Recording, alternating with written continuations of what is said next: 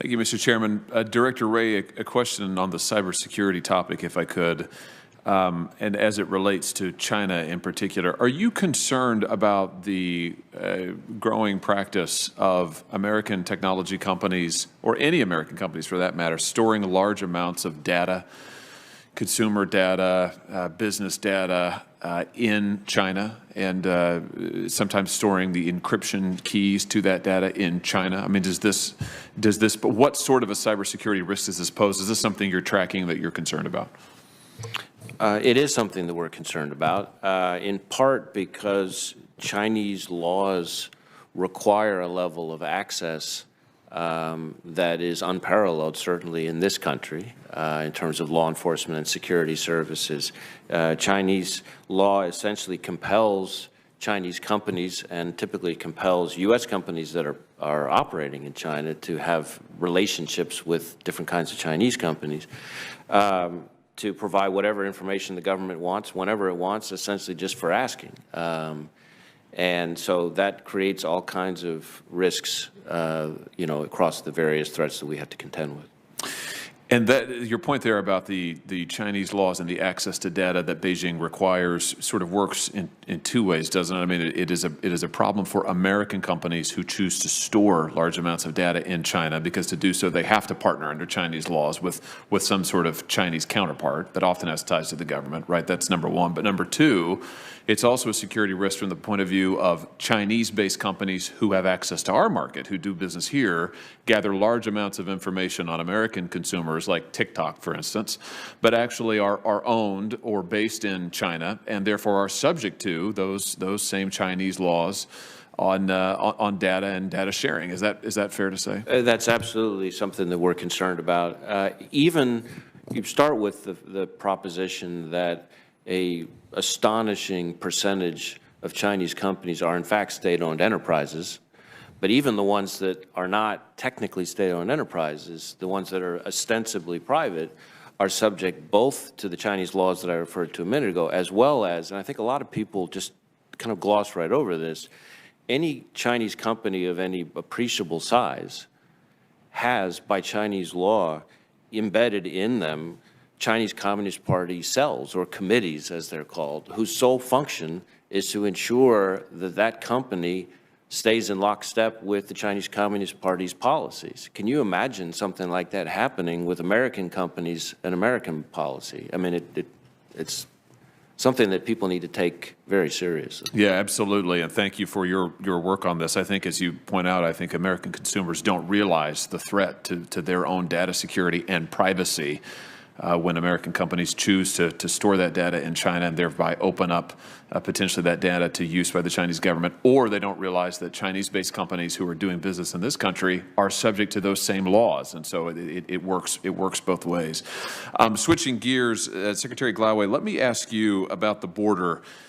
Senator Portman was talking about the influx of meth and the serious effects it has in Ohio. I can tell you, in the state of Missouri, we are absolutely overwhelmed with meth coming across from the border. I mean, there is not a community in my state, urban, rural, north, south, east, west, that is not just awash in meth. You pointed out that between, I think it was 2017 and 2019, that the southern border apprehensions up over 200% for meth.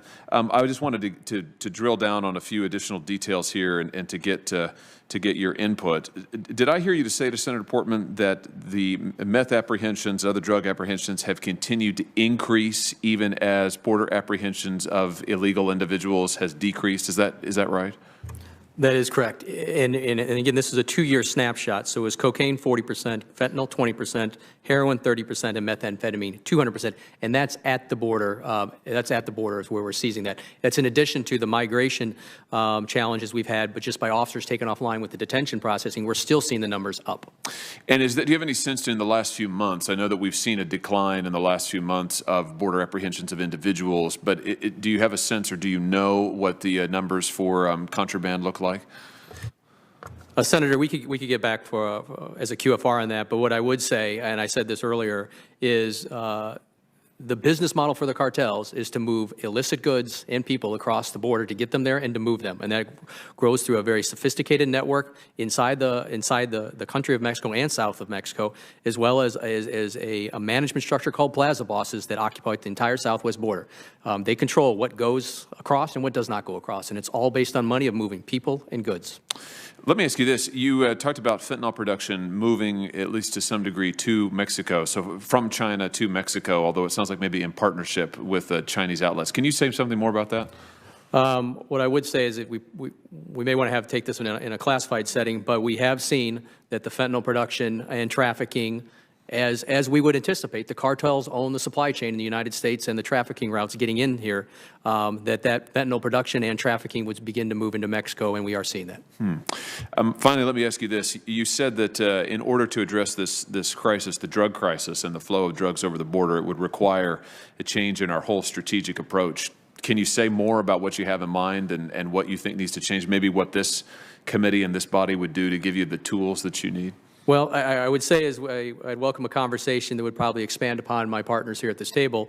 But in my prior capacity as a unique witness, I was the Deputy National Intelligence Manager for transnational organized crime when I was at the ODNI. And when I say that is the strategic approach, what I mean is bringing law enforcement, U.S. intelligence community, Mexican intelligence community, and military assets to bear in Mexico in some of these lawless areas where the cartels are essentially running the area. But that also has to be hand in glove with our demand. The U.S. has a high demand for narcotics, so it's a joint process, and it's in that realm of having that partnership with our Mexican counterparts in that space to identify the bad and fill it with the good. Thank you very much. Thank you, Mr. Chairman. Thanks, Senator Hawley. Before I turn to Senator Peters, just a quick follow-up, because I think we need to underscore this. Although our border is rather unsecure on our side, would you agree with this statement that on the Mexican side of the border, it's pretty secure? There's not much that passes through the Mexican side of the border without Mexico, the cartels and human traffickers knowing about it, correct? The plaza bosses and the cartels run the south side of the border on the Mexico side. Does the Mexican military and law enforcement have the capability? They do. But right then, it's going to require a strategic approach of how those resources are deployed in partnership with us. But the cartels are incredibly powerful. We also have to bear in mind there's a corruption angle that plays into this as well. So where there's a will to secure a border, there's a way, and Mexican cartels prove it on the southern side. Chairman Johnson, I think your assessment there is correct, but there are models out there. We've been successful. Colombia is a model of success we had in partnership with that government years ago. Senator Peters. Hey, Mr. Chairman, I just want to follow up on what I hope is the priority for all three of you, and that's to combat foreign influence in our elections. Director Wray, my question to you, and I think it's accurate, that's a priority for you, is yes or no? Absolutely. What direction, if any, have you received from the White House about the priority of foreign influence in our elections? I think it's been made crystal clear to us that it is a priority for us to combat malign foreign influence from any nation state, including Russia, including China, including Iran, and others. How has that been communicated to you by the White House? Well, I mean, we've had numerous meetings over at the White House with the NSC and with others on election security issues, and so it's been sort of a recurring theme in those meetings. Is the White House doing anything to coordinate with other security agencies? Are they pulling folks together in a coordinated fashion, in your estimation? And if you could explain how that's happening. Well, certainly we've had, as I said, we've had NSC meetings and NSC-driven coordination over the time that I've been director. But in particular, the way it works right now is that with the NSC's direction and the White House's direction, ODNI brings together a smaller group as opposed to the more sprawling NSC apparatus. In particular, it's us, FBI, ODNI, DHS, and NSA are the sort of the key players, and then others from time to time as need arises. And there's all kinds of engagement between, for example, our Foreign Influence Task Force, which I stood up after becoming director, the Russia Small Group at NSA that General Nakasone stood up, and there's a similar type of body at DHS and so on at ODNI, and there's a woman at ODNI, very experienced, very seasoned, who then Director Coates put, and she has remained in charge of kind of coordinating the efforts kind of on a more day-to-day basis. I continue to hear from my constituents in Michigan about very lengthy and intrusive screenings every time they travel. Secretary Gloway, they describe it as a backdoor travel ban that discourages them from traveling, and it hurts their business and their families, and certainly maintaining safe and secure air travel while protecting civil rights of law-abiding travelers is a balance we may have to achieve, as we talked about earlier.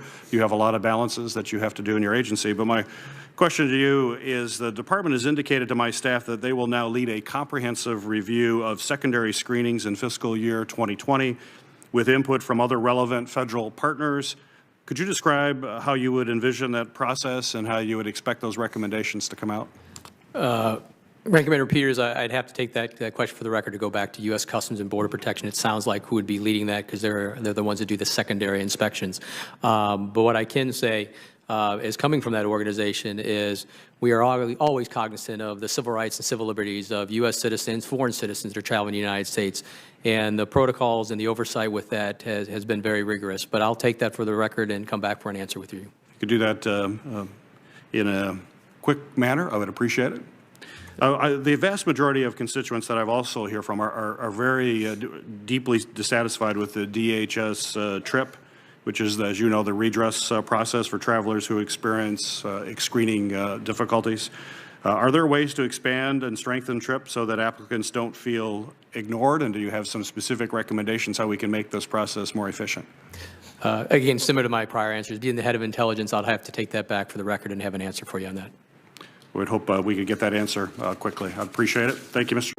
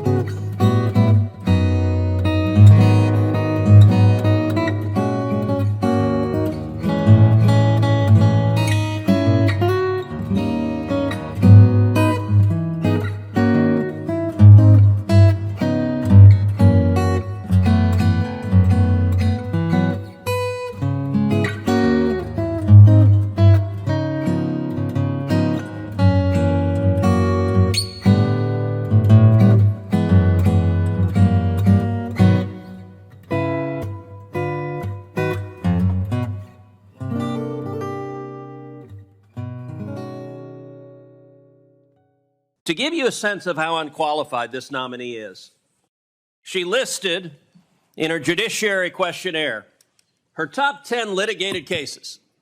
And I just want you to pause and read this for a second. Her top 10, she did a driver's license revocation. She did a second driver's license revocation.